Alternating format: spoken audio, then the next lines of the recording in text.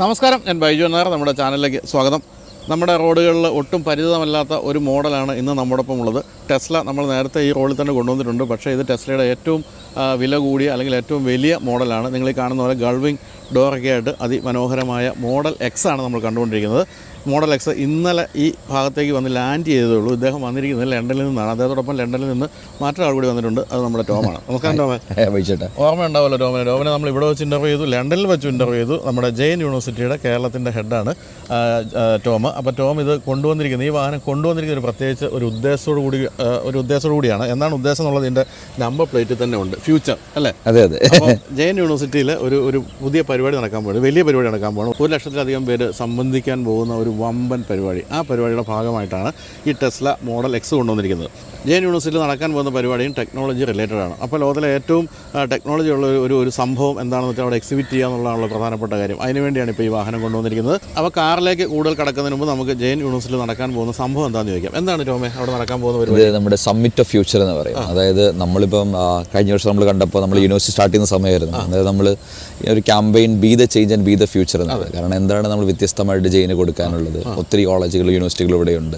അപ്പോൾ നമ്മൾ കൊണ്ടുവരുന്ന ചേഞ്ച്, അതായത് ഫ്യൂച്ചറിസ്റ്റിക് ചേഞ്ച് ആണെന്നൊക്കെയാണ് നമ്മൾ ക്യാമ്പയിൻ ചെയ്ത് നമ്മൾ 1000-ലധികം കുട്ടികളെ അട്രാക്ട് ചെയ്തു. ഇനി നമ്മൾ ഫ്യൂച്ചർ എന്താണെന്ന് എംഫസൈസ് ചെയ്യുക, അത് സൊസൈറ്റിക്ക് കൺവേ ചെയ്യുന്ന റെസ്പോൺസിബിലിറ്റി ആസ് എ യൂണിവേഴ്സിറ്റി നമുക്കുണ്ട്. അതിനോടനുബന്ധിച്ചാണ് നമ്മളൊരു പ്രോഗ്രാം ഡിസൈൻ ചെയ്തത്, സമ്മിറ്റ് ഓഫ് ഫ്യൂച്ചർ എന്ന് പറയുന്നത്. അതായത് 7 ദിവസം നീണ്ടു നിൽക്കുന്ന ഒരു പ്രോഗ്രാം. ഈ പ്രോഗ്രാം നവംബർ 27 നമ്മുടെ ചീഫ് മിനിസ്റ്റർ ലോഞ്ച് ചെയ്താണ്, ലോഗോ അൺവീൽ ചെയ്ത് ലോഞ്ച് ചെയ്തു.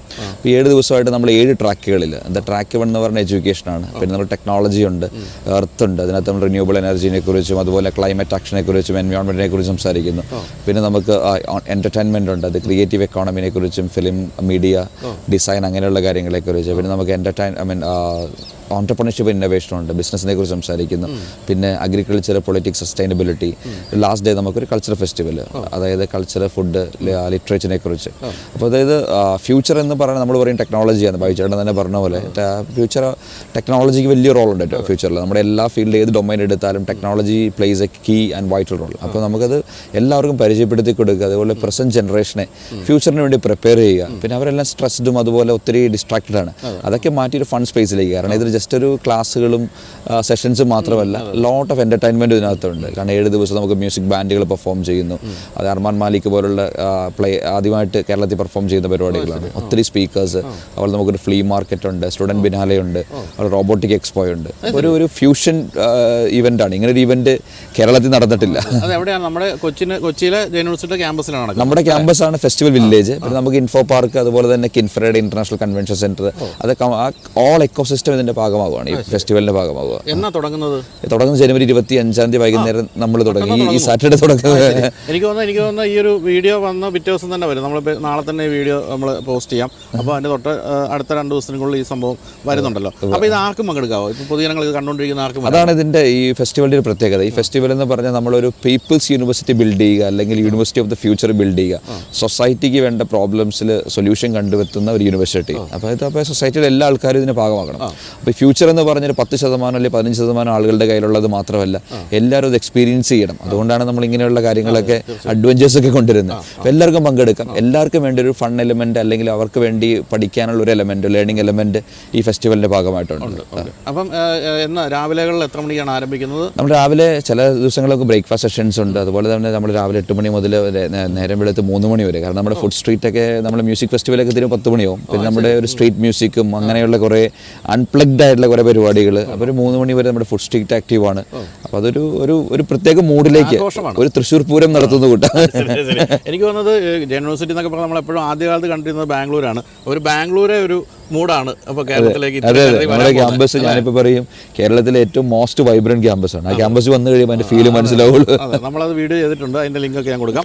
കൂടാതെ ഈ പരിപാടിയെ പറ്റി കൂടുതൽ അറിയേണ്ടവർക്ക് വിളിക്കാനോ അല്ലെങ്കിൽ അതിനെങ്ങനെ കോൺടാക്ട് ചെയ്യാന്നുള്ളതിൻ്റെ ഡീറ്റെയിൽസും ഒക്കെ ഞാൻ ഡിസ്ക്രിപ്ഷനിൽ കൊടുക്കാം. അപ്പോൾ അത് നിങ്ങൾ വിളിച്ച് ചോദിച്ചിട്ട് തീർച്ചയായിട്ടും അതിൻ്റെ ഭാഗമാകുക. കാരണം നമ്മുടെ ക്യാമ്പസുകളെന്ന് പറയുന്നത് എപ്പോഴും ഈ കൊലപാതക രാഷ്ട്രീയത്തിൻ്റെ ഒക്കെ പേരിലാണ് അറിയപ്പെടുന്നത്. ഇനി അങ്ങനെ അല്ല വേണ്ടത്, അതിൻ്റെയൊക്കെ കാലം കഴിഞ്ഞു. അതുകൊണ്ട് തന്നെ ഇത്തരത്തിലുള്ള ന്യൂജൻ യൂണിവേഴ്സിറ്റികൾ ഇത്തരം കാര്യങ്ങളൊക്കെ ചെയ്യുന്ന വലിയ സന്തോഷമുള്ള കാര്യമാണ്. അപ്പോൾ ഒരുക്കങ്ങളൊക്കെ ആയോ? ഒരുക്കങ്ങളൊക്കെ ആയി. നിൽക്കുന്നു ഇത്ര പരിപാടിയിൽ രാവിലെ കൂളായിട്ട് നിൽക്കുന്നില്ല. ഇനി ഒത്തിരി ഒരുക്കങ്ങളില്ലേ? നമ്മുടെ ഈ ഒരു ഫെസ്റ്റിവലിന്റെ പ്രത്യേകത എന്ന് വെച്ചാൽ നമ്മുടെ കംപ്ലീറ്റ്, അതായത് ഓൾ ടീം, അതായത് നമ്മൾ 1000-ലധികം കുട്ടികളും ടീച്ചേഴ്സും നോൺ ടീച്ചിങ് സ്റ്റാഫും എല്ലാം ഇതിൻ്റെ പാർട്ടാണ്. അപ്പോൾ അവർക്കൊരു എക്സ്പീരിയൻസ് കൊടുക്കുക എന്നും കൂടിയുണ്ട്. ഇങ്ങനെ ഒരു വലിയൊരു ഇവൻറ്റ് നടത്തി അത് പ്ലാൻ ചെയ്ത് ക്യൂറേറ്റ് ചെയ്ത് ഓർഗനൈസ് ചെയ്യുമ്പോൾ ഒരു എക്സ്പീരിയൻസ്, ഒരു എക്സ്പോഷർ ഒരു ക്ലാസ് റൂമിലും കൊടുക്കാൻ പറ്റില്ല. അതാണ് ഈ ഒരു പ്രിപ്പറേഷൻ്റെ പ്രത്യേകത. കാരണം എല്ലാവർക്കും അവരുടെ റോൾ പ്ലേ ചെയ്യാനുണ്ട് ഇതിനകത്ത്. ശരിയാണ്, തീർച്ചയായിട്ടും. അപ്പോൾ എന്തായാലും ഒരുക്കങ്ങൾ ഞാനും ഒന്ന് പോയി കാണുന്നുണ്ട് എങ്ങനെയുണ്ടെന്ന്. കാരണം നമ്മൾ ആദ്യം ഇവിടെ യൂണിവേഴ്സിറ്റി കേരളത്തിൽ ലാൻഡ് ചെയ്തപ്പോൾ ആദ്യമായിട്ട് വീഡിയോ ചെയ്തത് ഞാനാണ്. അതുകൊണ്ട് തന്നെ ഞാൻ അവിടെ ചെന്ന് കാര്യങ്ങളൊക്കെ ഒന്ന് കാണുന്നുണ്ട്. അപ്പോൾ അങ്ങനെ ഒരു പരിപാടിയിലേക്ക് ഈ ഒരു വാഹനം കൊണ്ടുവരാൻ തീരുമാനിച്ചത് എന്തുകൊണ്ട്? അല്ലെങ്കിൽ ഈ വാഹനം അല്ലാതെ മറ്റ് പല കാര്യങ്ങളും വളരെ റോബോട്ടിനെ കൊണ്ടുവരാമായിരുന്നു അല്ലേ? റോബോട്ടുണ്ട്. നമ്മൾ ഹ്യൂമനോയിഡ് റോബോട്ടുകൾ മുതൽ റോബോട്ടിൻ്റെ ഒരു എക്സ്പോ തന്നെ നമ്മൾ ചെയ്യുന്നുണ്ട്. അതിനകത്ത് പ്രത്യേകം ക്യൂറേറ്റ് ചെയ്ത് റോബോട്ടിക്കിൻ്റെ ഒരു എക്സ്പോ തന്നെ ചെയ്യുന്നുണ്ട്. അതുപോലെ തന്നെ നമ്മൾ ടെക്നോളജിയിൽ വൈശേട്ടൻ പറഞ്ഞ പോലെ തന്നെ ടെക്നോളജിയിൽ ഏറ്റവും അഡ്വാൻസ്ഡ് ആയിട്ട് നിൽക്കുന്ന എസ്പെഷ്യലി നമ്മുടെ കാറുകളിൽ നമുക്ക് എല്ലാവർക്കും ടെസ്ല കേട്ടിട്ടുണ്ട്, വീഡിയോ കണ്ടിട്ടുണ്ടാവും, പക്ഷേ അത് നേരിട്ട് കണ്ട ആരും ഉണ്ടാവില്ല. അപ്പോൾ അതൊക്കെ ഒന്ന് ആളുകൾക്ക് എക്സ്പീരിയൻസ് ചെയ്യുക എന്ന ഉദ്ദേശത്തോടെ ഇങ്ങനെ തോട്ട് വരുന്നത്. നമ്മൾ പെട്ടെന്നൊരു കാറ് ഇവിടെ അവൈലബിൾ അല്ലാത്തതുകൊണ്ട് UK വാങ്ങുന്നു, പിന്നെ അത് എയർ കാർഗോ വഴി. കാരണം അത് 30 ദിവസം കഴിയണം നമുക്ക് ഇത് കാർനെറ്റ് കിട്ടാൻ, കാറ് വാങ്ങിക്കഴിഞ്ഞു. അപ്പോൾ ഞങ്ങൾ തീരുമാനമെടുത്ത് 30 ദിവസം കഴിഞ്ഞപ്പോഴത്തേക്കും ഡിസംബറിലാണ് നമ്മൾ തീരുമാനം എടുക്കുന്നത്. അപ്പോൾ കാർ അപ്പോൾ തന്നെ വാങ്ങുന്നു, ജനുവരി 10 കാർനെറ്റ് കിട്ടുമ്പോൾ നമ്മൾ എയർ കാർഗോ വഴി കൊണ്ടിട്ടുണ്ടോ. വിമാനത്തിൽ കയറി വന്ന യുവാവാണിത് അല്ലേ? പൈസ ആയിക്കോണല്ലോ അല്ലേ? പൈസ. ശരി. അപ്പോൾ ഈ പറഞ്ഞ ആള് ചെറിയ ആളല്ല. നമ്മളൊക്കെ ഷിപ്പിലാണ് ലണ്ടനിലേക്ക് ഡ്രൈവ് ചെയ്ത് പോയിട്ട് തിരിച്ച് വാഹനം ഷിപ്പിലാണ്. ഇവിടെ ഇദ്ദേഹം വിമാനത്തിൽ കയറി വന്നിരിക്കുകയാണ്. അപ്പോൾ അത് കാർഗോ ഫ്ലൈറ്റിലാണ്. കാർഗോ ഫ്ലൈറ്റിൽ. അതെ. അപ്പോൾ കൊച്ചി തന്നെ വന്നോ? അല്ല, ചെന്നൈയിൽ വന്നു. ചെന്നൈയിലായിരുന്നു വലിയ ഫ്ലൈറ്റ് വരുന്നത്. പിന്നെ അവിടെ നിന്ന് നമ്മൾ കോയമ്പത്തൂർ വരെ നമ്മൾ ട്രക്കിൽ കൊണ്ടുവന്നു. കോയമ്പത്തൂർ നമ്മൾ ഓടിച്ചു ഡ്രൈവ് ചെയ്ത് വന്നു. അപ്പോൾ ഈ നമ്പർ നമ്മൾ ഇതിനു വേണ്ടി തന്നെ നമ്മൾ എടുത്ത പ്ലേറ്റ് ആണ്. ഫ്യൂച്ചറുമായിട്ട് ഏറ്റവും റിലേറ്റ് ചെയ്തിരിക്കുന്നത്. കാരണം ഏറ്റവും സിമിലാരിറ്റി ഉള്ളൊരു പ്ലേറ്റ്, അതുകൊണ്ടാണ് നമ്മൾ ഈ പ്ലേറ്റ് എടുക്കാൻ കാരണം. അപ്പോൾ ഞാൻ ലണ്ടനിൽ വെച്ചിട്ട് ടോമിനെ കണ്ടപ്പോൾ ടോമിൻ്റെ ഉണ്ടായിരുന്നത് ഒരു ബെൻലി കോണ്ടിനെന്റൽ ഒരു ബെൻഡയായിരുന്നു. അപ്പോൾ അതിനും ഈ നമ്പറാണോ? അതിന് നമ്മുടെ അവിടുത്തെ ഒരു കമ്പനിയുടെ പേരാണ്. അങ്ങനെ ഒരു ഗുണമുണ്ട്. നമുക്ക് അവിടെ ഇഷ്ടമുള്ള പേര് ബൈജു എന്നോ ഗോപാലകൃഷ്ണനോ സദാനന്ദ പിള്ളാന്നോ എന്ത് വേണേലും പേര് അല്ലേ ഇതിന് ഇടാന്നുള്ളൊരു പ്രത്യേകതയുണ്ട്. അപ്പോൾ നമുക്കിനി വണ്ടിയിലേക്ക് വരാം. ഇത് ഞാൻ പറഞ്ഞ പോലെ ഏറ്റവും വില കൂടിയ വാഹനമാണ് മോഡൽ എക്സ് എന്ന് പറയുന്നത് ടെസ്ലയുടെ. ഇത് അതിന് 2 തരത്തിലുള്ള വേരിയൻസ് ഉണ്ട്. ഡ്യുവൽ മോട്ടർ ഉണ്ട്, 3 മോട്ടറുള്ള മോഡലൊക്കെ ഉണ്ട്. ഇത് പക്ഷേ ഡ്യുവൽ മോട്ടർ മോഡലാണ്. 358 മൈലാണ് നമ്മുടെ റേഞ്ച് എന്ന് പറയുമ്പോൾ ഏകദേശം 500 കിലോമീറ്റർ മുകളിലുണ്ട് റേഞ്ച് ഉണ്ട്. പിന്നെ ഞാൻ മനസ്സിലാക്കി വെച്ച് നോക്കുകയാണെങ്കിൽ 40 മിനിറ്റ് കൊണ്ട് 80% ചാർജ് ആകും എന്നുള്ളതാണ്. പക്ഷേ ഇത് സാധാരണ വീട്ടിലെ 3 പിന്നിൽ വരെ കുത്തിയിടാൻ കിട്ടും. 33 മണിക്കൂർ അതിൻ്റെ ചാർജിങ് ആയിട്ട് ഞാൻ അതിനെപ്പറ്റി വായിച്ചപ്പോൾ പഠിച്ചത്. അല്ലെങ്കിൽ നിങ്ങൾ സാധാരണ 11 കിലോവാട്ടിൻ്റെ വീട്ടിലെ ഒരു ചാർജർ ചെയ്യുകയാണെങ്കിൽ 14 മണിക്കൂർ കൊണ്ട് ചാർജ് ആകും. പക്ഷേ ഞാനിപ്പോൾ US പോയപ്പോഴൊക്കെ കണ്ട കാര്യം, ഞാനിതിൽ ധാരാളം സഞ്ചരിച്ചു. ആ സമയത്തൊക്കെ 80% എന്ന് പറയുന്നത് പോലും വളരെ ചിലപ്പോൾ 40 മിനിറ്റ് താഴെ അങ്ങ് ചാർജ് ആകും. അത് നമ്മുടെ ടെസ്ലയുടെ ചാർജിങ് സെഷൻ ആണെങ്കിൽ നമുക്ക് എളുപ്പത്തിൽ ചാർജ് വളരെ എളുപ്പത്തിൽ ചാർജ് ആകും. ഒരു ടെൻഷനും ഇല്ല അവിടെ ഉള്ളവർക്ക് ഇലക്ട്രിക് വാഹനം ഓടിച്ചു നടക്കുന്നതായിരുന്നു. കാരണം എല്ലായിടത്തും ടെസ്ലയുടെ, ഞാൻ US-ലെ കാര്യം പറയുന്നത്, എല്ലായിടത്തും ടെസ്ലയുടെ ചാർജിങ് പോയിന്റ്സ് ഉണ്ട്. അവിടെ ചെന്നൊരു 10-15 മിനിറ്റ് ഒരു കോഫി കുടിക്കുന്നു, അപ്പം തന്നെ വീണ്ടും 250 കിലോമീറ്റർ ഓടാനുള്ള സാധനം കിട്ടുന്നു, പോകുന്നു. അതാണ് കണ്ട കാര്യം. അപ്പോൾ ഈ മോഡൽ എക്സ് ഈ പറഞ്ഞ ടെക്നോളജിയുടെ അങ്ങേ അറ്റത്തെ ഒരു സംഭവം അതുകൊണ്ട് തന്നെയാണ് ഇത് സെലക്ട് ചെയ്തത്. അതെ, അതുകൊണ്ട് തന്നെയാണ് സെലക്ട് ചെയ്തത്. പിന്നെ നമ്മുടെ ഈ ട്രാക്കിനകത്ത് തന്നെ, നമ്മുടെ ഒരു എർത്ത് സമ്മിറ്റിലെ ഒരു ട്രാക്കിനകത്ത് ഇതൊരു ഈ മൊബിലിറ്റി നമ്മുടെ ഒരു സബ്ജക്റ്റ് ഏരിയയാണ്. കാരണം എന്താണ് ഈ മൊബിലിറ്റി അഡ്വാൻസ്മെൻറ്റ്, അതുപോലെ തന്നെ അത് നമ്മൾ ഒത്തിരി കാർബൺ ഫ്രീ എൻവയോൺമെൻറ്റിനുണ്ടാകുന്ന ബെനിഫിറ്റ്സ്, അതുപോലെ തന്നെ നമ്മുടെ ആസ് എ സൊസൈറ്റിക്ക് ഉണ്ടാകുന്ന ബെനിഫിറ്റ്സ്, ഇതൊക്കെ നമ്മൾ ചർച്ചാ വിഷയമാക്കുന്നത്. അപ്പോൾ ഇതൊക്കെ ഡെമോൺസ്ട്രേറ്റ് ചെയ്താലാണ്, കാരണം ആളുകൾക്ക് കുറച്ചും കൂടി റിലേറ്റ് ചെയ്യാൻ എളുപ്പമാണ്. അതെ. അപ്പോൾ നമുക്കൊന്ന് അടുത്ത് കാണാം അല്ലേ വണ്ടി. ഈ പറഞ്ഞ പോലെ ടെസ്ലയുടെ വാഹനങ്ങൾ എന്ന് പറയുന്നത് അങ്ങനെ വലിയ ഡിസൈൻ ഒരു ചലഞ്ചസ് ഒന്നും നേരിടുന്നില്ല. കാരണം വളരെ പ്ലെയിൻ ആയിരിക്കും, പക്ഷേ വളരെ ഭംഗിയുമായിരിക്കും. ഇപ്പോൾ ഈ വാഹനത്തിൻ്റെ കാര്യത്തിൽ ഏത് വാഹനത്തിൻ്റെ ടെസ്ലയുടെ ഏത് മോഡലായാലും ഈ ഒരു ഏകദേശം മുഖഭാവം ഒരുപോലെ ആയിരിക്കും. ഇവിടെ നമ്മൾ കാണുന്ന ടെസ്ലയുടെ ലോഗോയും അതുപോലെ തന്നെ വളരെ ചെറിയ ഒരു ഗ്രില്ല് എന്ന് വിളിക്കാവുന്ന ഭാഗവുമാണ്. അതുപോലെ അതിനോട് ചേർന്ന് നിൽക്കുന്ന രീതിയിലുള്ള ഗംഭീരമായ ഹെഡ് ലാമ്പ്, വളരെ ഷാർപ്പായിട്ടുള്ള ഹെഡ് ലാമ്പ്, അതുപോലെ ഫോഗ് ലാമ്പ് എല്ലാം കൊടുത്തിട്ടുണ്ട്. ഇതിൽ എന്തെങ്കിലും നമ്മൾ അഡീഷണൽ ആയിട്ട് ചെയ്തിട്ടുണ്ടോ? ഇല്ല, ഒന്നും ചെയ്തിട്ടില്ല. ടെസ്ലയുടെ ഡിസൈൻ തന്നെ സിമ്പിൾ ആയിട്ടുള്ള ഡിസൈനാണ്. നമ്മൾ ശ്രദ്ധിച്ച ബാക്കിയുള്ള കാറുകളായിട്ട് ഒരു കോംപ്ലിക്കേറ്റഡും അല്ല, വളരെ സിമ്പിൾ ഡിസൈൻ. ഏറ്റവും രസമുള്ള ഇവരുടെ ട്രക്കാണ്, സൈബർ ട്രക്ക്. അടുത്ത വർഷം നമ്മൾ സൈബർ ട്രക്ക് കൊണ്ടുവരുന്നത്. അടിപൊളി അത് കൊണ്ടുപോകാം. അപ്പോൾ ഇതിൻ്റെ അത് നമുക്ക് ശരിക്കും പറഞ്ഞാൽ വേണമെങ്കിൽ ഫുള്ളി ഓട്ടോണമസ് ആയിട്ട് പോകാവുന്ന രീതിയിലുള്ള ഡ്രൈവർലെസ് കാറാക്കി മാറ്റാം. ആ പാക്ക് എടുത്തിട്ടുണ്ടോ? അത് നമ്മുടെ റോഡുകളിൽ അത് അനുയോജ്യമല്ല. കാരണം ഇപ്പോൾ UK പോലും അത് ലീഗലി അലൗഡ് അല്ല, US അലൗഡ് ആണ്. അപ്പോൾ എൻ്റെ ബ്രദറിൽ അത് ഉപയോഗിക്കുന്നുണ്ട്, പക്ഷേ UK അത് അലൗഡ് അല്ല. അതുകൊണ്ട് എടുത്തിട്ടില്ല. എനിക്ക് തോന്നുന്നു അത് ഇന്ത്യയിൽ ഒരിക്കലും എന്താ പറയണ്ടത്. പക്ഷെ നമ്മൾ പറയാൻ പോകുന്ന നമ്മൾ സബ്മിറ്റിലൂടെ പറയാൻ പോകുന്ന മെസ്സേജ് ഒരു 10, 20, 20 years 30 years down the line നമ്മുടെ കാറുകളെല്ലാം സ്മാർട്ട് റോഡുകളെല്ലാം സ്മാർട്ട് റോഡുകളാവും എന്നുള്ള മെസ്സേജ് കൊടുക്കാൻ പോകുന്നത്. ഡ്രൈവർലെസ് അല്ല, പുതിയ ജനറേഷൻ വരുമ്പോൾ അത് മാറും. അതാണല്ലോ എഡ്യൂക്കേഷൻ ഇൻസ്റ്റിറ്റ്യൂഷൻസിന്റെ റോള്. അത് ആ കാര്യത്തിൽ ശരിക്കും പറഞ്ഞാൽ എനിക്ക് മനസ്സിലായ ഒരു കാര്യം എന്ന് പറയുന്നത് നമ്മുടെ പുതിയ തലമുറയും ആ കാര്യത്തിൽ വലിയ അവെയർ അല്ല. അതുകൊണ്ട് തന്നെ നിങ്ങളെപ്പോലുള്ള ഇൻസ്റ്റിറ്റ്യൂഷൻസ് ആണെങ്കിലും ഏറ്റവും ഉറപ്പായിട്ടും നമ്മുടെ യുവാക്കളാണെങ്കിലും കാർ ഓടിക്കുന്നത് നമ്മളെ കണ്ടു പഠിച്ചത് കൊണ്ടായിരിക്കാം, മര്യാദയ്ക്കൊന്നും അല്ല. പക്ഷെ അത് തീർച്ചയായിട്ടും ഇതിന് ഇൻസ്റ്റിറ്റ്യൂഷൻസ് ആണ് പഠിപ്പിക്കേണ്ടത്. ഇനി ഈ വണ്ടിയുടെ നമ്മൾ ഡയമെൻഷൻസിലേക്ക് പോവുകയാണെങ്കിൽ ഏതാണ്ട് 5 മീറ്റർ നീളമുണ്ട്, ഏതാണ്ട് 3000-ഓളം മില്ലിമീറ്റർ ഇതിന് വീൽ ബേസ് ഉണ്ട്. എന്ന് പറയുമ്പോൾ ഇൻറ്റീരിയർ വളരെ കാര്യമായ രീതിയിൽ സ്പേസ് ഉണ്ട്. ഇതിപ്പോൾ 7 സീറ്ററാണ്. ഇത് 5 സീറ്ററും ഉണ്ട്, 6 സീറ്ററും ഉണ്ട്, 7 സീറ്ററും ഉണ്ട്. ഇപ്പോൾ 7 സീറ്ററാണ് കൊടുത്തിരിക്കുന്നത്. അതുപോലെ ഈ ഗൾവിംഗ് എന്ന് പറയുന്നത് ഈ ഒരു ഫാൽക്കൺ ഡോർന്നോ അല്ലെങ്കിൽ ഗൾവിംഗ് എന്ന് പറയുന്നത് ഇതാണ് ഇതിൻ്റെ ഒരു ഭംഗി എന്ന് പറയുന്നത്. അതുകൊണ്ട് എന്താ ഗുണമെന്ന് വെച്ചാൽ ബാക്കിലേക്ക് കയറാൻ വേണ്ടി ചുമ്മാ നടന്ന് കയറുന്ന പോലെ പോകും അല്ലേ, അത്രയ്ക്ക് കൂളായിട്ട് കയറി പോകാം. നമ്മൾ തല തട്ടുക അത്രയും പരിപാടിയൊന്നുമില്ല. ടയർ സൈസ് 20 ഇഞ്ച് ടയറാണ് കൊടുത്തിരിക്കുന്നത് എന്ന് പറഞ്ഞാൽ മാക്സിമം ടയർ സൈസ് കൊടുത്തിട്ടുണ്ട്. പിന്നെ ഈ പറഞ്ഞ പോലെ നമുക്കിതൊന്ന് ക്ലോസ് ചെയ്ത് കാണാം. ക്ലോസിനൊക്കെ വളരെ എളുപ്പമാണ്. അതാ ഇവിടെ നമ്മളൊന്ന് പ്രസ് ചെയ്യുമ്പോഴത്തേക്കും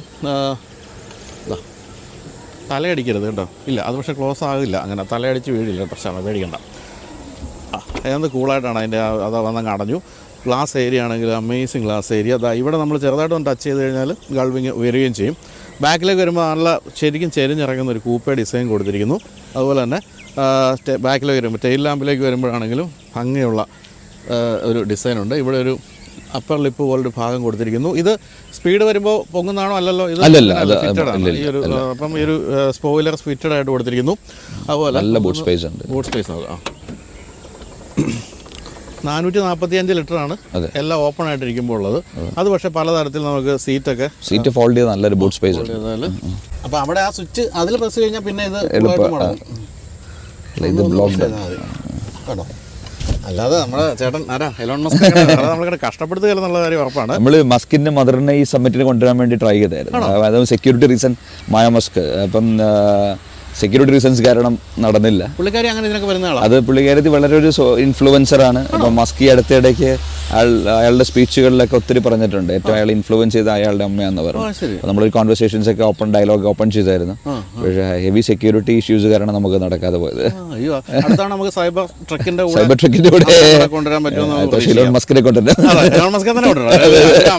തീർച്ചയായിട്ടും. അല്ല, അപ്പോൾ എനിക്ക് തോന്നുന്നത് മസ്കിനെ പോലുള്ളവരൊക്കെ ഇത്തരം സമിറ്റുകളൊക്കെ വരാൻ തയ്യാറാവും. കാരണം അവർ എപ്പോഴും യൂത്ത് ഓറിയന്റഡ് കാര്യങ്ങളാണ് ചെയ്തുകൊണ്ടിരിക്കുന്നത്. അപ്പോൾ ഇന്ത്യയിലെ യൂത്ത് എന്ന് പറഞ്ഞാൽ ലോകത്തിലെ ഏറ്റവും അധികം 30 വയസ്സിൽ താഴെയുള്ളവർ ഏറ്റവും കൂടുതലുള്ള രാജ്യം എന്ന് പറയുന്നത് ഇന്ത്യയാണ്. ബാക്കി എല്ലായിടത്തും വയസ്സായി. നമ്മുടെ യൂറോപ്പിലായാലും ഇപ്പം ടെസ്ല ലോഞ്ച് ചെയ്ത ടെസ്ലയുടെ ഏറ്റവും വലിയ മാർക്കറ്റ് ഇന്ത്യ ആയിരിക്കും. പിന്നെ ഇന്ത്യ ലോഞ്ച് ചെയ്ത ഏറ്റവും വലിയ മാർക്കറ്റ് ഇന്ത്യ ആയിരിക്കും. ഇതിപ്പോൾ ഇത് വന്നു കഴിഞ്ഞാൽ ഞാൻ എങ്ങനെയെങ്കിലും കുടുംബം വിറ്റാണെങ്കിലും വാങ്ങിക്കാൻ സാധ്യതയുണ്ട്. കാരണം ഇതിൻ്റെ ഒരു മറ്റേ ഗൾവിങ്ങൊക്കെ രസമുള്ള സാധനമാണല്ലോ എന്ന് ചുമ്മാ പറഞ്ഞ കേട്ടോ, കുടുംബമൊന്നും വെക്കൂല. അപ്പോൾ എന്തായാലും ഇതിന് താഴെ അപ്പം ഇതില്ല, സ്പെയർ ടയർ ഇല്ല. സ്പെയർ ടയർ ഇല്ല. ചാർജ് ചെയ്യുന്ന അഡാപ്റ്ററും നല്ല ഭംഗിയുണ്ടോ, നീല നിറത്തിലുള്ള കേബിളൊക്കെ കൊടുത്തേക്കുന്നത്. അപ്പം ഇപ്പോഴത്തെ പൊതുവെ എനിക്ക് തോന്നുന്നു ഇപ്പോൾ ഒരു വാഹനത്തിലും ഇപ്പം ഇതില്ല, സ്പെയർ ടയർ ഇല്ലാത്ത അവസ്ഥയിലേക്ക് മാറിക്കൊണ്ടിരിക്കുകയാണ്. എല്ലാവരും പഞ്ചർ റിപ്പയർ കിറ്റ് കൊടുത്ത് അവസാനിപ്പിക്കുകയാണ് ചെയ്യുന്നത്. അപ്പോൾ ഇവിടെ ഒരു 12 വോൾട്ടിൻ്റെ ചാർജർ ഇവിടെ ചാർജർ കൊടുത്തിട്ടുണ്ട്. എനിക്ക് തോന്നുന്നു ഇത് നമുക്ക് എക്സ്റ്റേണലി ചാർജ് ചെയ്യാൻ പറ്റുന്നതാണ്. ഇപ്പം ബൈക്ക് വേണമെങ്കിൽ ഇലക്ട്രിക് ബൈക്കൊക്കെ ചാർജ് ചെയ്യാം, അല്ലെങ്കിൽ ഒരു ഔട്ടിങ്ങിന് പോകുമ്പോൾ നമുക്ക് എന്തെങ്കിലുമൊക്കെ ഒരു ഹീറ്റർ ഉണ്ടെങ്കിൽ അത് ചാർജ് ചെയ്യാം, അത്തരം കാര്യങ്ങളൊക്കെയാണ്. പിന്നെ നമുക്കിങ്ങനെ അത് ക്ലോസ് ചെയ്യാം. അപ്പോൾ എന്തായാലും ഈ പറഞ്ഞ പോലെ നമ്മളിവിടെയാണ് ഈ പച്ചബോർഡ് വരുമ്പോൾ എല്ലാ ഭംഗിയും പോകും കേട്ടോ, സത്യം അത് അല്ലേ. ഈ ഇലക്ട്രിക് കാറിൻ്റെ പച്ചബോർഡ് എന്ന് പറയുന്നത് ഒരു വൃത്തിയുടെ സാധനമാണ്. നമ്മൾ ഈ റെഡ് നിറമുള്ള നല്ല ഗംഭീര വോൾവോ ചില ഇലക്ട്രിക് കാറൊക്കെ ഉണ്ട്, അതിൽ പച്ച ബോർഡ് വയ്ക്കുമ്പോഴത്തേക്ക് എന്തോ ഒരു കുഴപ്പം തോന്നും. പക്ഷേ ഇത് നല്ല ഭംഗിയായിട്ടുണ്ട്.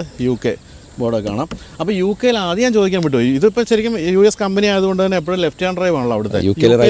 റൈറ്റ് ഹാൻഡ് ഡ്രൈവ് ആണ്. അതുകൊണ്ടാണ് UK ഇത് വാങ്ങാൻ തന്നെ കാരണം എന്ന് പറയുന്നത് ഇന്ത്യ റെഡിയാണ് ഈ വാങ്ങുന്നത്. ഞാൻ പെട്ടെന്ന് ഓർത്തില്ല കേട്ടോ. അത് ശരിയാണല്ലോ. അപ്പോൾ ഇങ്ങോട്ട് കൊണ്ടുവന്നാൽ മാത്രം മതി.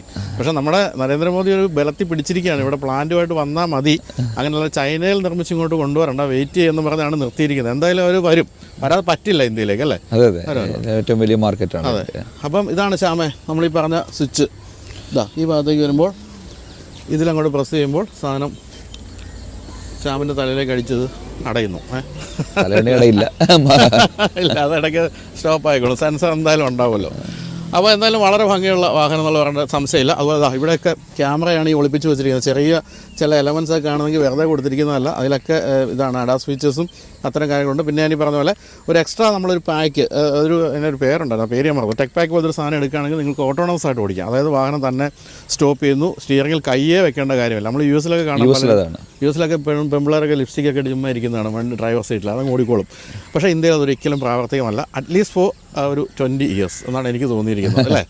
എമർജൻസി ബ്രേക്കിംഗ് തന്നെ ഭയങ്കര അപകടമാണ് ഇവിടെ ഈ അഡാസിൽ വരുന്നത്. ഈ കഴിഞ്ഞ ദിവസം കൂടെ നമ്മുടെ ആരെ പറഞ്ഞാൽ ഒരാൾ പറഞ്ഞില്ല ഇടിച്ച് പുള്ളി പുതിയൊരു വണ്ടി എടുത്ത് അഡാസ് ഫീച്ചേഴ്സ് ഉള്ളതാണ്, എമർജൻസി ബ്രേക്കിങ്ങും ഉണ്ട്. വണ്ടി ബ്രേക്ക് ചെയ്തു, പുറകെ വന്ന് ഇടിച്ച് കയറി വേറൊരു വണ്ടി, അങ്ങനെ ബാക്ക് മൊത്തം ചളങ്ങി നശിച്ച കഥയൊക്കെ അങ്ങനെ പറയുന്നുണ്ടാകും. അപ്പോൾ നമുക്കൊന്ന് ഇൻറ്റീരിയർ കാണാം.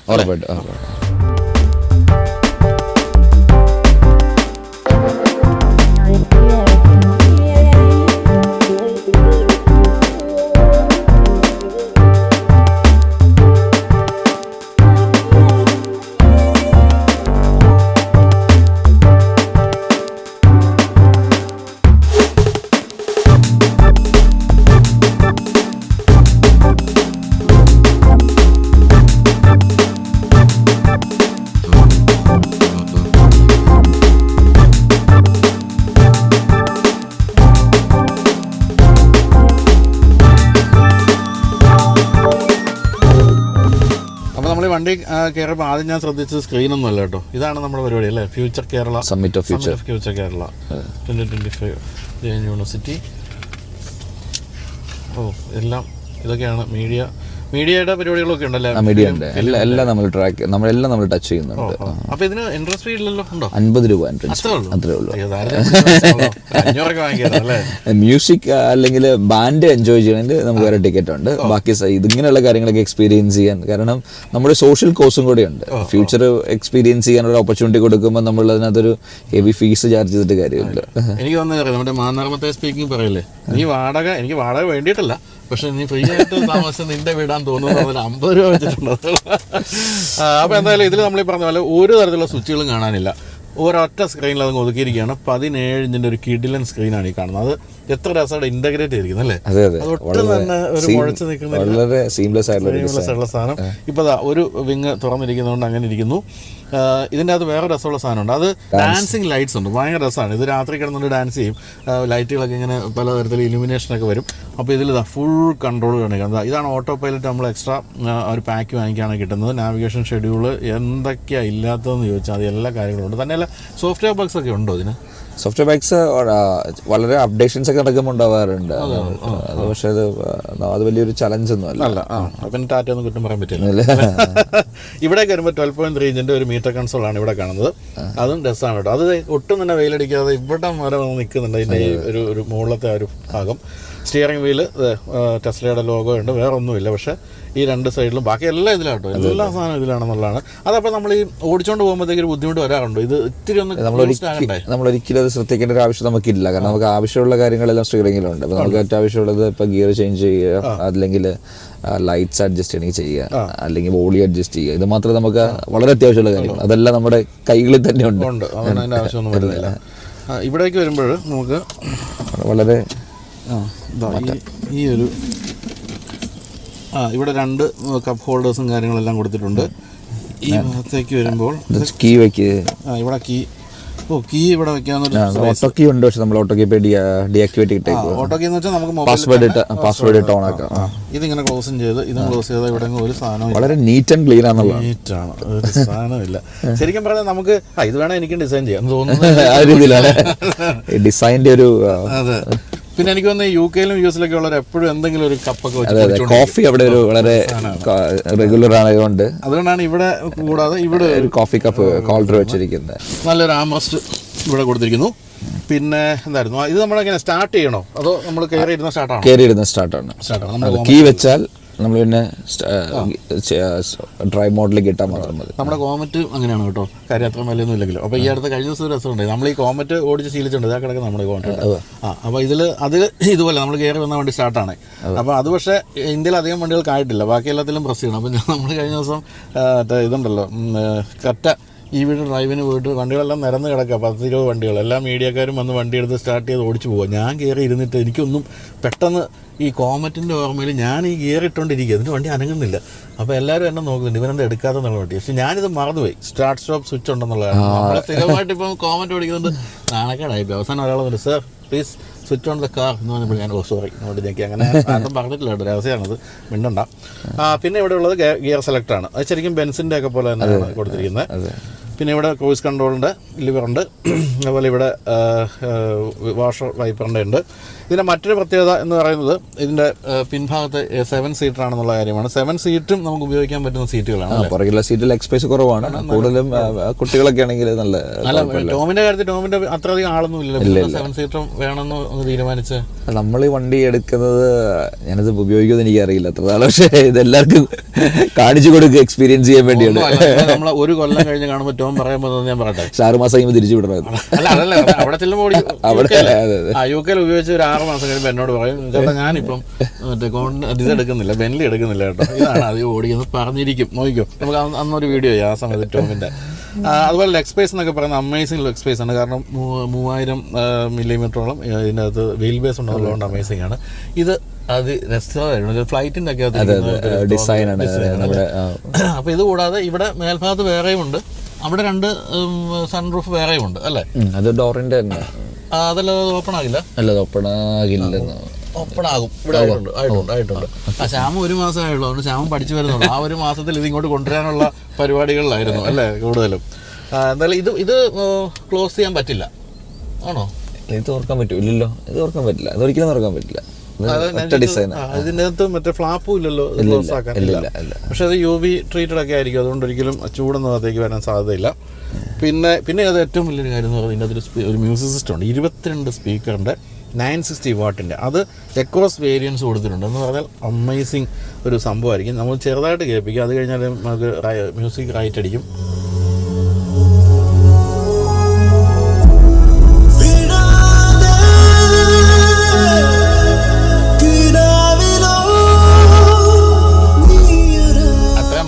കോപ്പറേറ്റ് അടിക്കുക, അതുകൊണ്ടാണ് കേൾപ്പിക്കാത്തതൊന്നും വിചാരിക്കരുത്. അപ്പോൾ ഇത്രയാണ് മുൻഭാഗത്ത് നമ്മൾ കാണുന്ന കാര്യങ്ങൾ. എന്തായാലും സീറ്റിൻ്റെ പൊസിഷൻ ആയാലും അതുപോലെ തന്നെ സീറ്റിൻ്റെ അഡ്ജസ്റ്റ്മെൻറ്റുകളൊക്കെ ആയാലും എല്ലാം വളരെ ഗംഭീരമാണ്. അതുകൊണ്ട് നല്ല ഉയർന്ന ഒരു സീറ്റിംഗ് പൊസിഷൻ ഒന്നും കണ്ടുപിടിക്കാൻ യാതൊരു ബുദ്ധിമുട്ടുമില്ല. അപ്പോൾ നമുക്കിനി ഒന്ന് സെക്കൻഡ് റോ സീറ്റിൽ ഇരുന്ന് നോക്കാം. നമ്മൾ പറഞ്ഞാൽ വേണമെങ്കിൽ ഓടിക്കയറാം ചുമ്മാ അതിൻ്റെ അകത്തോട്ട്, കാരണം അത്രയ്ക്ക് ഓപ്പണാണ്. പണ്ട് എൻ്റെ ഒരു ഫ്രണ്ടിൻ്റെ മോനുണ്ടായിരുന്നു, അവന് ഹൈപ്പർ ആക്റ്റീവ് ആയിരുന്നു. അവനെങ്ങനെ വെച്ചാൽ ഈ റോഡിൽ കൂടെ നടക്കുമ്പോഴത്തേക്ക് ഓട്ടോറിക്ഷക്കകത്തോടെ ചാടിച്ചാടിയേ പോകുള്ളൂ. അങ്ങനെയുള്ള പിള്ളേർക്കൊക്കെ പറ്റിയുണ്ട്, ചുമ്മാ കയറി ഓടി ഇതുവഴി ഇറങ്ങി അതുവഴി അങ്ങ് പോകാം. അപ്പോൾ അങ്ങനെ ഇരുന്ന് കഴിയുമ്പോൾ കണ്ടോ എന്താ ലെഗ് സ്പേസ് കണ്ടോ, ലെഗ് സ്പേസ് ഇഷ്ടം പോലെ. അതുപോലെ തന്നെ നല്ല ഗംഭീര സീറ്റിംഗ് പൊസിഷൻ. പക്ഷേ ഇത് മാനുവലായിട്ടാണ് ഇതിൻ്റെ സ്ലാൻഡ് ചെയ്യുന്ന ഒരു പൊസിഷനൊക്കെ മാനുവലിയാണ് നമുക്ക് എടുക്കാവുന്നത്. അതിനുശേഷം ഇതിങ്ങനെ ഓപ്പൺ ചെയ്തിട്ട് ഇരുന്ന് പോവുകയാണെങ്കിൽ ശരിക്കും പറഞ്ഞാൽ നല്ല രസമായിരിക്കും. ബോട്ടിലൊക്കെ ഇരിക്കുന്നല്ലോ അല്ലേ, ബോട്ടിലൊക്കെ. എന്തായാലും വളരെ രസമുള്ള ഒരു എക്സ്പീരിയൻസ് ആണ് ഈ വാഹനം തരുന്നത്. ഒരു വെറൈറ്റിയാണ് എന്നുള്ളതുകൊണ്ട് തന്നെ നമുക്കൊരു എപ്പോഴും സഞ്ചരിക്കാനൊക്കെ തോന്നുന്നൊരു കാര്യമാണ്. തന്നെയല്ല വളരെ എക്കണോമിക്കലാണ്. നമ്മൾ എങ്ങനെയൊക്കെ പറഞ്ഞാലും ഇപ്പോൾ 1 കോടി രൂപയോളം വില വന്നു അല്ലേ? 1 കോടി രൂപ അവിടുത്തെ വില. ഒരു എന്ന് പറയുമ്പോഴത്തേക്കും നമ്മുടെ ഇവിടുത്തെ 1 കോടി രൂപ എന്ന് പറയുമ്പോൾ അവിടെ 1 ലക്ഷം പൗണ്ടൊക്കെ, 1 ലക്ഷം പൗണ്ട്. അപ്പോൾ അത് മോശമല്ല. പിന്നെ അവിടെ സമ്പാദിക്കുന്നവർക്ക് വലിയ പ്രശ്നമില്ല. ഇവിടുന്ന് ആലോചിക്കുമ്പോൾ 1 കോടി എന്നൊക്കെ പറഞ്ഞാലും, പക്ഷേ എങ്കിൽ പോലും ഇത് ഓടിച്ച് മുതലാക്കുകയാണെങ്കിലും മോശമല്ല. തന്നെയല്ല ഞാൻ വായിച്ചത് എത്രയായിരുന്നു, 1 ലക്ഷം കിലോമീറ്ററും അല്ലെങ്കിൽ 8 വർഷം വാറണ്ടി 8 ഇയേഴ്സ് വാറണ്ടി. അതുകൊണ്ട് 4 ഇയേഴ്സ് ഇനിഷ്യൽ വാറണ്ടി, പിന്നെ നമുക്ക് എക്സ്റ്റെൻഡ് ചെയ്ത് 8 ഇയേഴ്സ്. അപ്പോൾ ഇനി നമുക്ക് ഇതിൻ്റെ 3rd റോ സീറ്റിലേക്ക് പോകണമെങ്കിൽ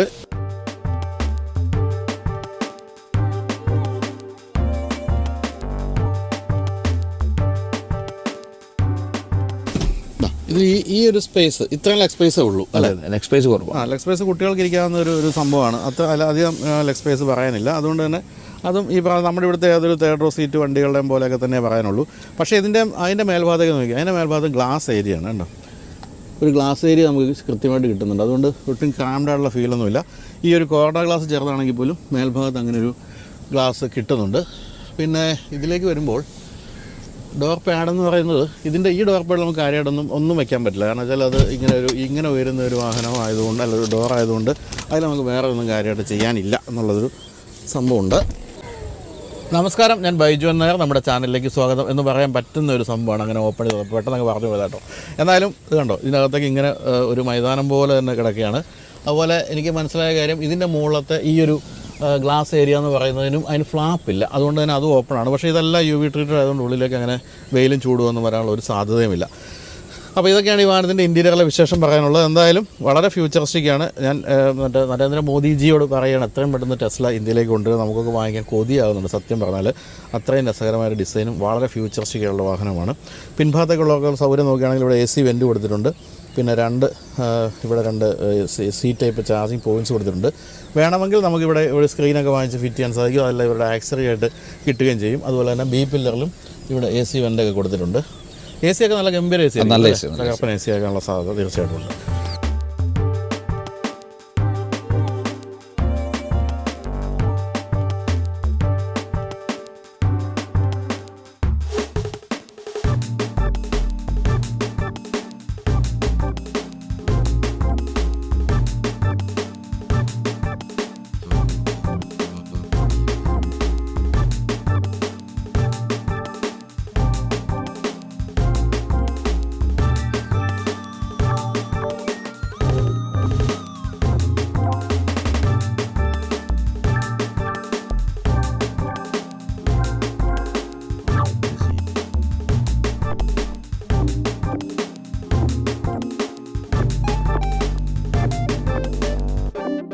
അപ്പോൾ നമുക്കിനി മോഡൽ X ഓടിച്ചുകൊണ്ടൊന്ന് യാത്ര ചെയ്യാം. ഞാൻ ഓടിക്കാത്തതെന്ന് വെച്ചാൽ ഈ കാർനെറ്റിൽ വരുന്ന വണ്ടികൾ നമ്മൾ ആരുടെ പേരിലാണോ കാർനെറ്റ് അവരെ ഓടിക്കാൻ പാടുള്ളൂ എന്നാണ്.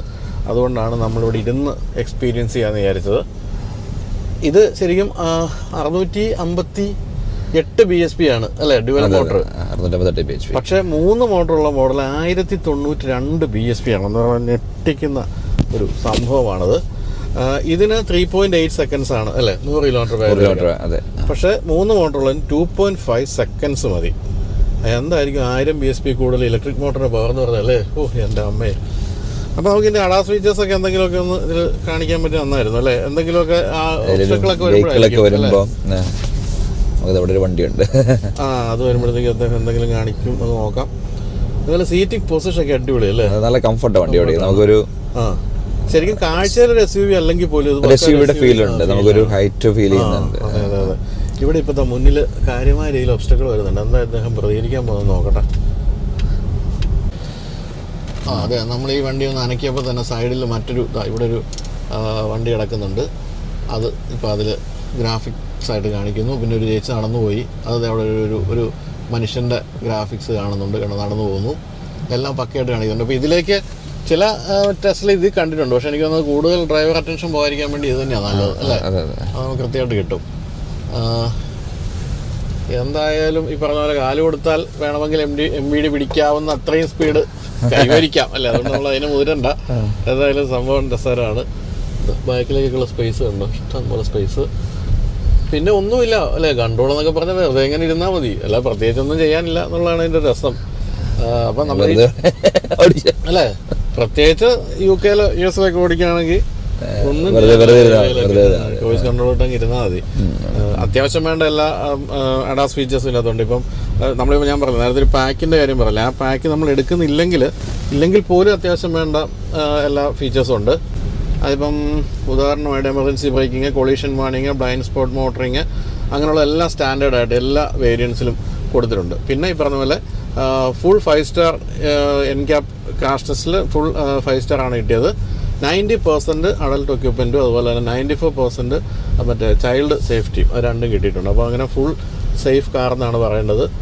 ഈ ഫുൾ സേഫ് കാർ എന്ന് പറഞ്ഞാൽ ഇപ്പോൾ നമ്മളിപ്പം വോൾവോയ്ക്ക് അടുത്ത അതിൽ വലിയ അപകടം സംഭവിച്ചാൽ നമ്മൾ കണ്ടു. പക്ഷെ അതിലൊന്നും കാര്യമില്ല അല്ലേ, കുറച്ചൊക്കെ നമ്മൾ ശ്രദ്ധ എന്തായാലും ആവശ്യമാണെന്ന് പറയാൻ പറ്റുള്ളൂ. അപ്പോൾ എന്തായാലും ഈ വാഹനത്തിൻ്റെ പ്രധാനപ്പെട്ട എതിരാളി എന്നൊക്കെ വേണമെങ്കിൽ വിളിക്കാവുന്ന ഇപ്പോൾ BMW iX M60 പോലുള്ളതൊക്കെ ആണെങ്കിൽ അതിന് പോലും ഇതിൻ്റെയൊക്കെ പവർ കുറവാണ്. ഇതിനപ്പോൾ ഇതുമായിട്ട് കമ്പയർ ചെയ്ത് നോക്കുമ്പോൾ ഞാൻ പറഞ്ഞില്ലേ, ഇതിൻ്റെ ആ കമ്പൈൻഡ് 3 മോട്ടറുകളുടെ കമ്പൈൻഡ് പവർ എന്ന് പറഞ്ഞാൽ 1020 BSP ആണെന്ന് പറയുമ്പോൾ അതിൻ്റെ അടുത്തെത്താനുള്ള ഒരു വാഹനം എന്ന് പറഞ്ഞാൽ ഞാൻ ഈ കഴിഞ്ഞ ദിവസം കണ്ട U8 എന്ന് പറയുന്ന BYDയുടെ ഒരു പുതിയ ഒരു നല്ല മൂവിങ് ഉണ്ട്, അത് 1000-ലധികം BSP ആണ് പറഞ്ഞത്. അല്ലെങ്കിൽ ഈ ഒരു വാഹനമൊക്കെ തന്നെയാണ് എൻ്റെ ഏറ്റവും ടോപ്പ് എൻഡ് ആയിട്ട് നമുക്ക് പറയാവുന്ന കാര്യം. അപ്പോൾ ഒരു ഗംഭീര ഡ്രൈവിംഗ് അനുഭവം എന്ന് തന്നെ പറയാം. അപ്പോൾ ഇനി എത്ര കാലം ഇതിവിടെ ഉണ്ടാവും? 6 മാസം. 6 മാസം. തിരിച്ചെന്താണ് വിമാനത്തിലാണോ കപ്പലിലാണോ? തിരിച്ച് കപ്പലില്ല, വിമാനത്തിൽ ക്ഷീണം തീർന്നിട്ടില്ല. വിമാനത്തിന്റെ ക്ഷീണം തീർന്നില്ല. കാരണം നമുക്ക് ഈ സമ്മിറ്റിന് മുമ്പ് എത്തിക്കാൻ വേണ്ടി നമ്മള് എയർ കാർഗോ ചെയ്ത് ഒരു വണ്ടി വാങ്ങിയ 30 ദിവസം കഴിയുമ്പോഴേ നമുക്ക് കാർനെറ്റ് കിട്ടുള്ളൂ. അപ്പൊ അവിടെ കാർനെറ്റ് കിട്ടാൻ എളുപ്പമാണോ ഇവിടുത്തെ അപേക്ഷിച്ച് നോക്കുമ്പോൾ? അല്ല, കാർനെറ്റ് കിട്ടാൻ ബുദ്ധിമുട്ടൊന്നുമില്ല. കാരണം 6 മാസത്തേക്ക് നമ്മുടെ പർപ്പസ് കൊടുത്തു കഴിഞ്ഞാൽ കാർനെറ്റ് ഇഷ്യൂ ചെയ്യും. അപ്പൊ കാർനെറ്റ് കിട്ടി നമുക്ക് കറക്റ്റ് 30 ഡേയ്സിൽ ഡിസംബർ 10th വണ്ടി കിട്ടുന്നത്. ജാൻ 10th നമുക്ക് കാർനെറ്റ് കിട്ടി. നെക്സ്റ്റ് ഡേ കാർഗോയിൽ നമ്മൾ ഫ്ലൈറ്റ് കയറ്റി, അല്ലെ വണ്ടി കയറ്റി വിട്ടു. അപ്പൊ നിങ്ങൾക്ക് ഇനി ഈ വണ്ടി ഇനി നേരിട്ടിൽ ഫ്ലഷിൽ കാണണമെങ്കിൽ നേരെ ജെയിൻ യൂണിവേഴ്സിറ്റിയിൽ സമ്മിറ്റ് ഓഫ് ഫ്യൂച്ചർ ചെല്ലുക. വണ്ടി മാത്രമല്ല, ഒത്തിരി കാര്യങ്ങൾ കാണാം. അപ്പോൾ കൂടാതെ ഈ പറഞ്ഞ പോലെ ജെയിൻ യൂണിവേഴ്സിറ്റി നമ്മൾ ആദ്യകാലത്ത് ഒരു വീഡിയോ ചെയ്തു. അതിനുശേഷം വ്യാപകമായ വികസന പ്രവർത്തനങ്ങൾ നടന്നിട്ടുണ്ട് അല്ലേ? ഒരു പാർക്കൊക്കെ വന്നല്ലോ, ഹൈഡ് പാർക്ക് അല്ലേ? അവിടെ ലാലേട്ടൻ ഇരിക്കുന്ന വിഷയമൊക്കെ കണ്ടു. ശരി. അപ്പൊ എന്തായാലും എല്ലാവിധ ഭാവുകങ്ങളും അപ്പം ഈ പറഞ്ഞ നമ്മുടെ സമ്മിറ്റിനും അതുപോലെ തന്നെ ടെസ്ലയ്ക്കും പിന്നെ ടോമിനും താങ്ക് യു. ഓക്കെ. അപ്പം എല്ലാവർക്കും വീഡിയോ ഉണ്ട്. എല്ലാവർക്കും നന്ദി. ബൈ.